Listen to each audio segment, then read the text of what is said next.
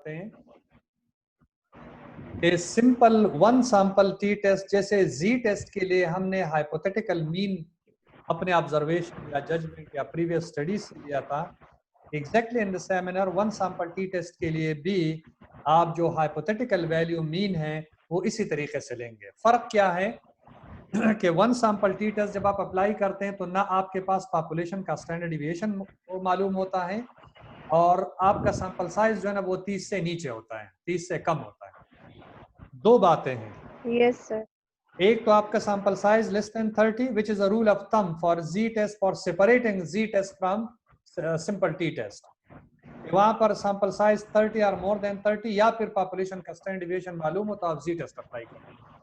यहाँ पे one sample t test जब आप अप्लाई करते हैं तो आपका सैंपल साइज लेस देन 30 होना चाहिए और पॉपुलेशन का स्टैंडर्ड डिविएशन मालूम ना हो तो आप one sample t test apply करते हैं। ठीक है जी? जी सर। अच्छा जी, तो ये हम कब अप्लाई करते हैं, क्यों हमारे पास सैंपल साइज कम आ जाता है, ये भी सवाल उठता है ना। मैं अगर आपसे पूछूं, आप लोगों ने क्लिनिकल साइट पे काम किया होगा, ठीक है जी? क्लिनिकल साइट पे आपने आईसीयू, सीसीयू इस तरह के वार्डों में भी काम किया होगा। No sir. अगर नहीं किया है तो कोई रेयर डिजीज के साथ कोई पेशेंट है, फॉर एग्जांपल वार्ड में जो है टीबी के पेशेंट हैं या फिर कार्डियोलॉजी वार्ड में पेशेंट ऐसे हैं कि वो जिनको डिजिटल ड्रग्स मिल रहे हैं, डिजैक्सिन, डिजिटॉक्सिन, इस तरह के ड्रग्स जो कि आपने फार्माकोलॉजी पढ़ी होगी, और ये बहुत टॉक्सिक ड्रग्स हैं। ये हर मरीज को नहीं मिलते, ये एक आप कहें कि ये ताकत दे देते हैं हार्ट को ताकि वो प्रॉपरली बीट कर सके और ब्लड को इजैकुलेट कर सके, और ये उन मरीजों को लगता है जो कंजेस्टिव हार्ट फेलियर के साथ होता है, जिनका heart right sided, left sided fail हो चुका हो और इसकी हाइपरट्रॉफी हुई हो और वो प्रॉपरली पंप नहीं कर सकता ब्लड को, तो फिर हम डिजैक्सिन, डिजिटॉक्सिन देते हैं ताकि वो प्रॉपरली ब्लड को पंप कर सके। ठीक है, तो जाहिर सी बात है कि जब आप कोई टेस्ट करना चाहें तो आपके पास न 100 मरीज हो सकते वार्ड में, न 200 हो सकते, आपके पास बमुश्किल 5, 6, 10 मरीज हो सकते हैं, इससे ज्यादा नहीं हो सकते। ठीक है जी?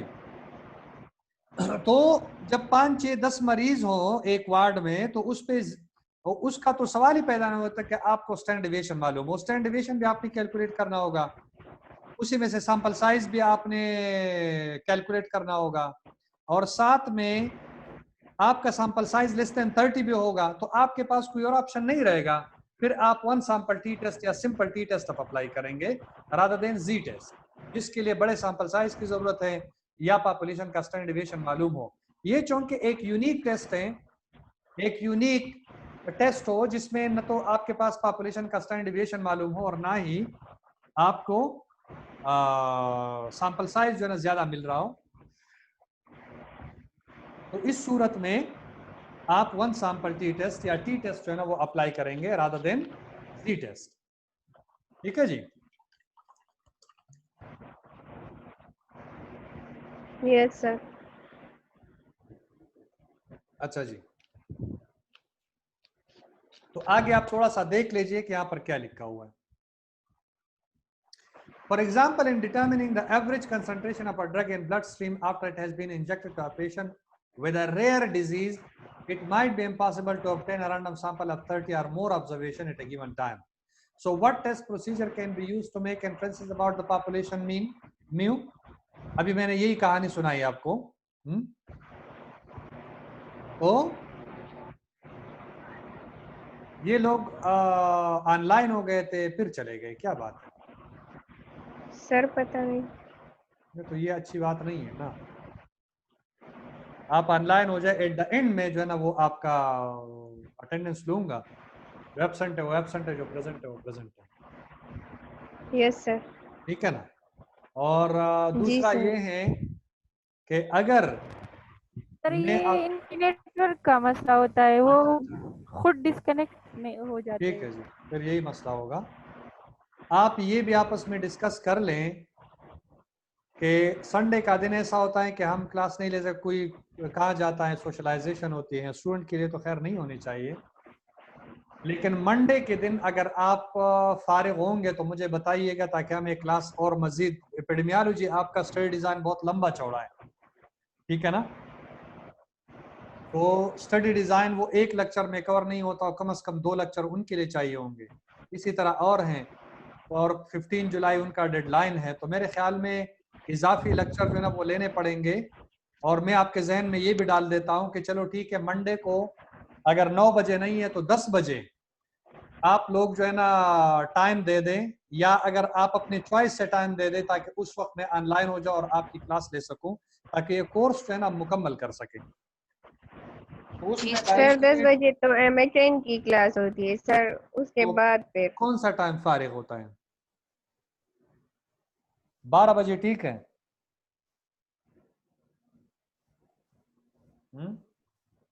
सर वो मैम इस तरह करती है, कभी सुबह क्लास लेती है, कभी दोपहर को। तो अगर मैम ने दोपहर को लेना होगा तो हम सुबह आ जाएंगे, और अगर मैम ने सुबह लेना होगा तो हम दोपहर को आ मुझे जाएंगे। कैसे पता चलेगा? वो एक दिन पहले आपको सर हम बता आपको देते। मैसेज सर कर हम देंगे सर।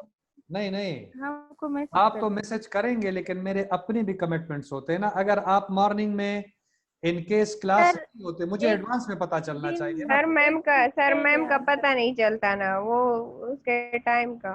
नहीं तो आप एक काम करें ना, आज मैं उनको एक मैसेज कर दे कि हमारे क्लास की टाइमिंग कब से कब तक होगी, ताकि फिर अकॉर्डिंगली, क्योंकि अगर आप मुझे एडवांस में बताएंगे तो फिर मेरी जो अपनी क्लास है यहाँ INS की, उसको मैं शेड्यूल कर दूं मॉर्निंग में। अगर आप मॉर्निंग में लेना चाहे तो उसको मैं 12 बजे के बाद शेड्यूल कर दूं, ये मेरे लिए आसानी रहेगा। ऑन द स्पॉट अगर आप मुझे कहें उसी दिन, तो फिर वो अरेंज करना मुश्किल हो जाएगा ना। सर हम पूछ लेंगे सर। हाँ, पूछ के मुझे बताएं, ठीक है जी। T test population variance is unknown, यानी population standard deviation is unknown and sample size is less than 30। ठीक है जी, यही मैंने कहा कि नहीं? Yes sir. Yes sir. अच्छा जी, आगे बढ़े सब, आप जवाब दिया करें ताकि मुझे पता। What is a t test?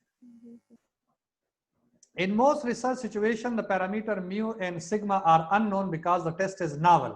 Unique test होता है, unusual, new, fresh, original and so on. जो भी टेस्ट है जिसमें आपका सैंपल साइज पूरा नहीं होता और ना उसका स्टैंडर्ड डिवीएशन मालूम होता है, तो फिर हम जी टेस्ट की जगह टी टेस्ट लगा देते हैं। Estimate based on sample statistic must be used in place of the parameter.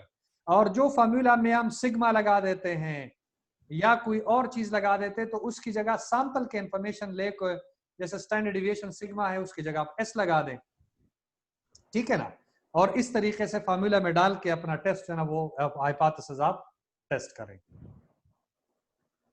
Use of estimation reduces the certainty of the test.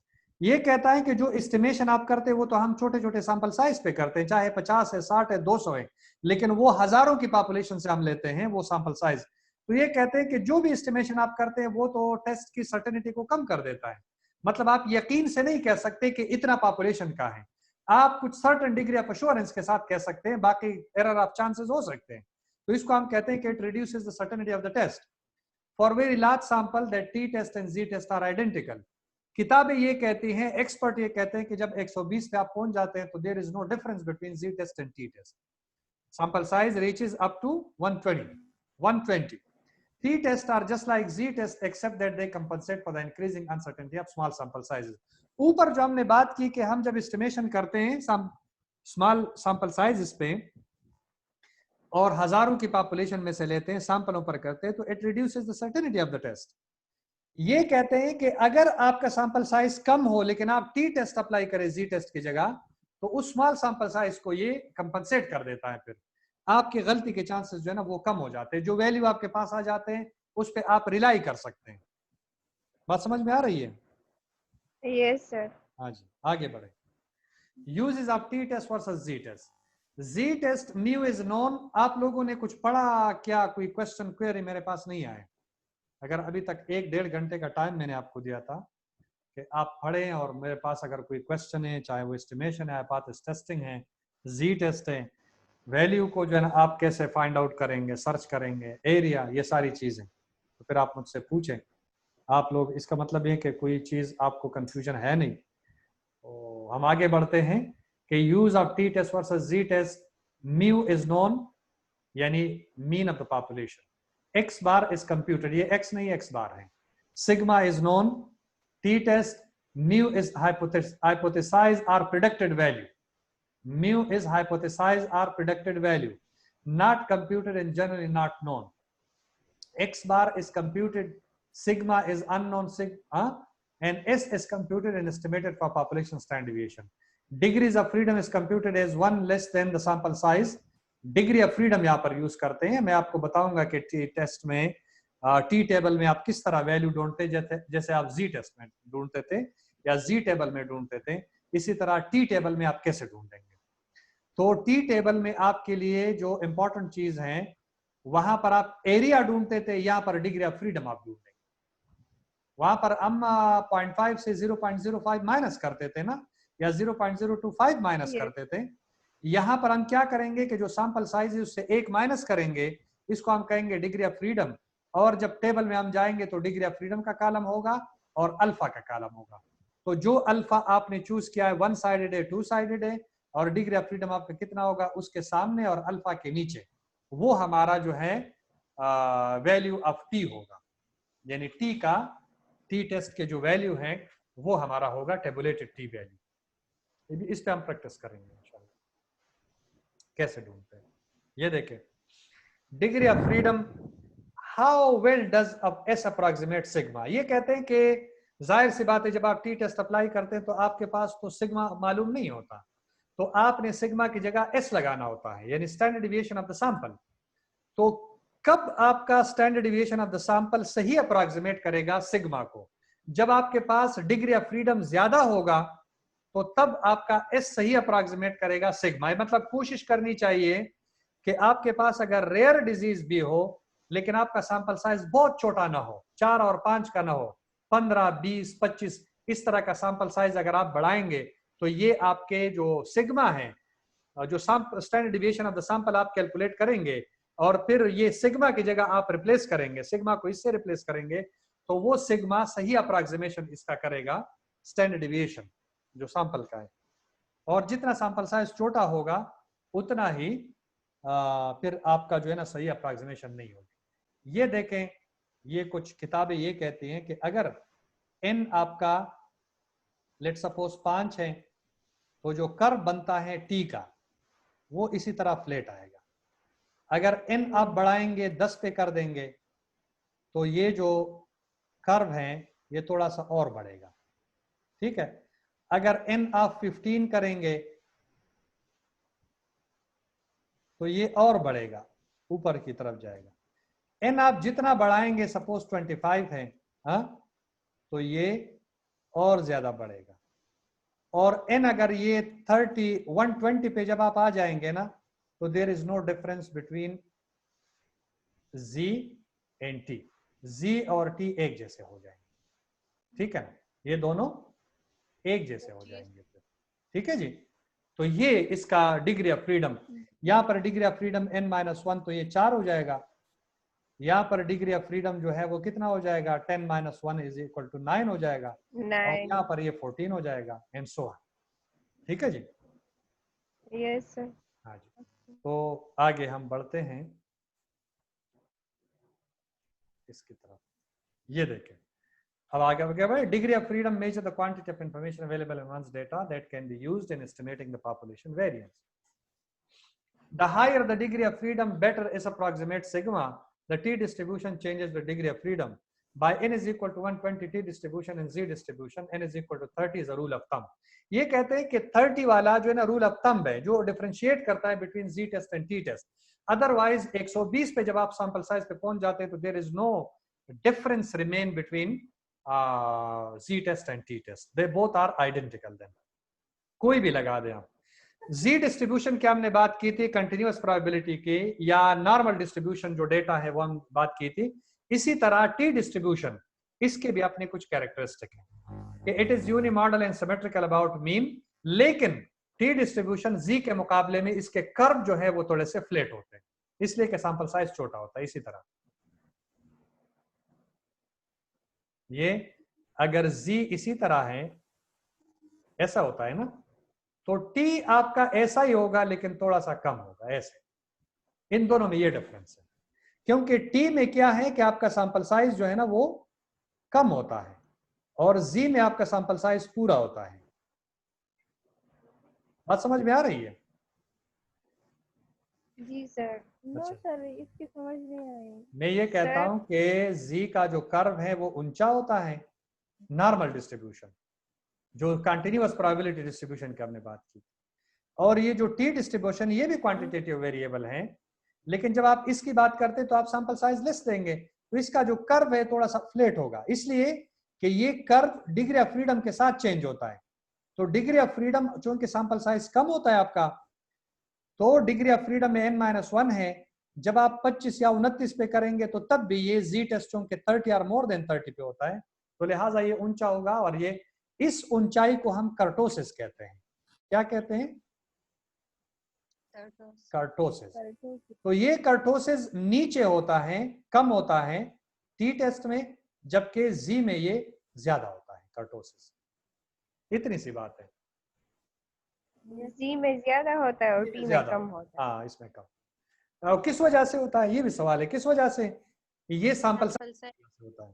ठीक है जी। Sample size. हाँ, the mean is equal to 0 located at the center of the distribution, area of the curve is equal to 1, जैसे वहां था, इधर यहाँ था 0.5 एक साइड पे, 0.5 दूसरी साइड पे। Note that as the sample size n gets larger, the sample standard deviation should more closely approximate sigma, and thus t approaches z as sample size gets larger. T-test is used when the population is normally or approximately normally distributed. Population standard deviation is unknown and sample size is less than 30. यही कहानी है जो मैंने आपको सुनाई है अभी। Element वही है जो आपके Z टेस्ट में थे। Formulate your null hypothesis, then alternate hypothesis, then choice of appropriate level of significance, then assumption, assume values. Test statistic is the formula जो अभी Z टेस्ट में हम अप्लाई कर रहे थे। फर्क ये है कि Z वाला जो है ना वो सिग्मा में लेता है। सर लेवल ऑफ सिग्निफिकेंस की समझ नहीं आ रही कि लेवल ऑफ सिग्निफिकेंस क्या है? लेवल ऑफ सिग्निफिकेंस अल्फा है, 5% है, 10% है या 1% है। ठीक है, जी सर, जी सर। और टी का फार्मूला है x bar minus mu o over sigma, sorry ये s होगा, s upon n under root. अभी हमने कहा ना कि सिग्मा को रिप्लेस करेगा s, ये सिग्मा जो है ये नहीं होता इधर बल्कि s होता है। ये फार्मूला होगा, ये जी स्लाइड। सर। ठीक है।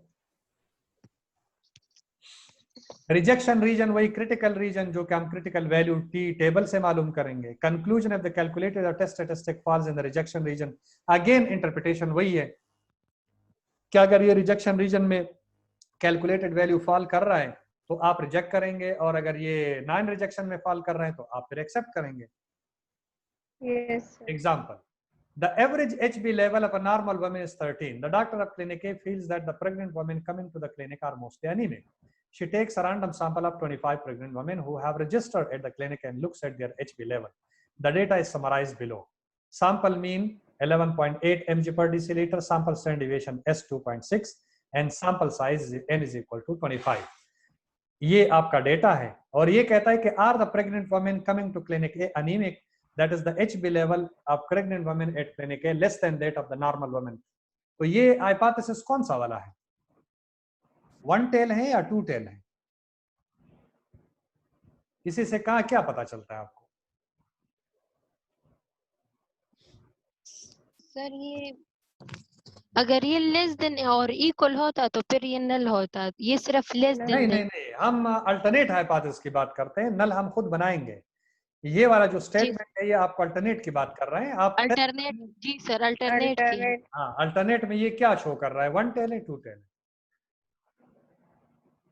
Less than or sir the one tail. One tail है। क्यों one tail? One tail, one tail. One tail इसलिए सर, कि जनरल, क्योंकि लेस देन द नॉर्मल। ये देखें नॉर्मल वुमेन का क्या है 13 है, तो हम नल हाइपोथेसिस इस तरह बनाएंगे कि mu is more than or equal to 13, null opposite में जाएगा 13 mg पर डिसेक, ये HO होगा जी आपका नल। जी सर। और HA क्या होगा, ये कहेगा try to prove that the parameter is less than the normal hypothetical value, ये हाइपोथेटिकल वैल्यू म्यू ओ, जी सर। ठीक है ना। और ये हम करेंगे, इसके अपोजिट बनाएंगे, म्यू इज लेस देन 13, ठीक है जी, समझ Yes, में आ गई sir. बात। अच्छा जी, तो इसमें आप वैल्यूज पुट कर दें। हाँ, इधर देखें, अगर t is equal to 1 sample, x bar minus mu o divided by s upon n under the root, values आप मुझे बताते जाए। x बार कितना है 11.8, जबकि हाइपोथेटिकल वैल्यू 13 है, और s आपका 2.6 है, और सैंपल साइज आपके पास कितना है, sample size sir slide change है तो 25 है ना। इधर देखें 25 है कि नहीं, n इज इक्वल टू 25।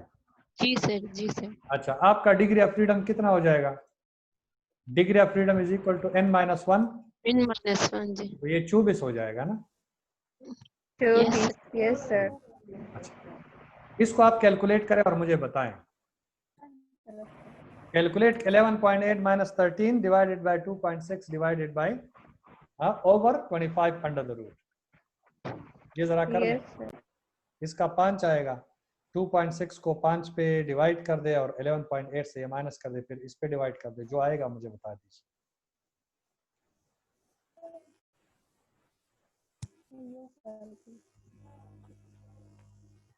हाँ जी,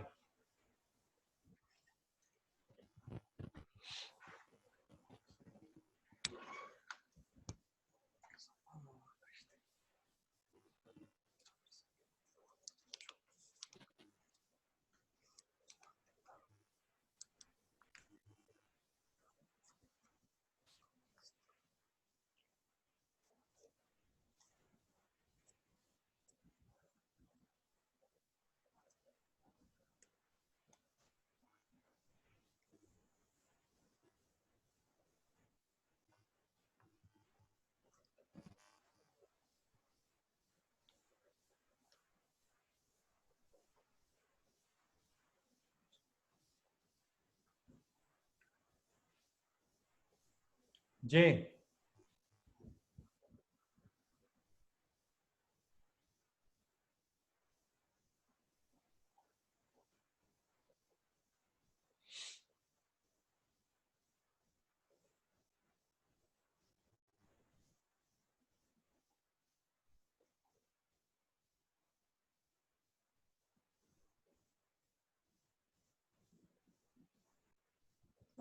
टू 2.3 सर।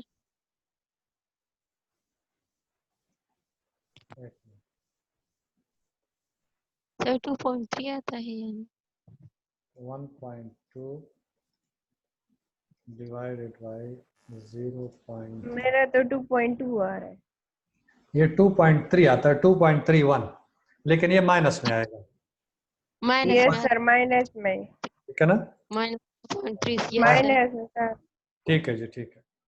अब ये माइनस 2.31, ये हमारा कैलकुलेटेड वैल्यू, आपको पता है फॉर्मूला से आए। So this is what a calculated T value, ठीक है जी, टी कैलकुलेटेड वैल्यू माइनस 2.31। हमारा टेबुलेटेड वैल्यू क्या होगा, मैं अभी आपको दिखाता हूं कि डिग्री ऑफ फ्रीडम आपका 24 है, टी टेबल में मैं जाऊंगा।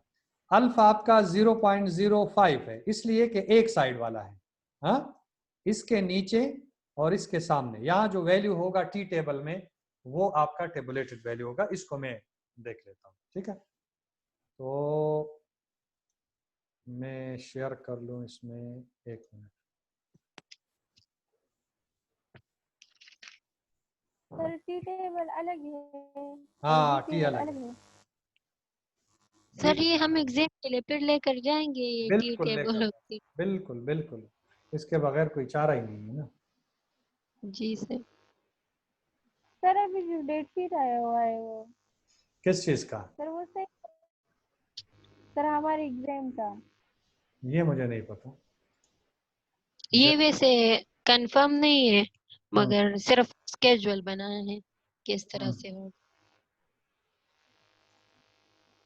सर अगस्त में है। जी अगस्त में। अगस्त में स्केड्यूल। बस सर अगस्त तक 31 हाँ ये अगस्त से। 31 अगस्त से। जी सर। हाँ अच्छा, ये तो ये सितंबर का महीना भी उसमें गुजरेगा। जी सर। हाँ। अब इसमें मैं सर इस टेबल को थोड़ा सा देख लीजिएगा, एक और लेक्चर है, क्योंकि उस लेक्चर में जो है ना वो ज्यादा डिग्री ऑफ फ्रीडम नहीं है।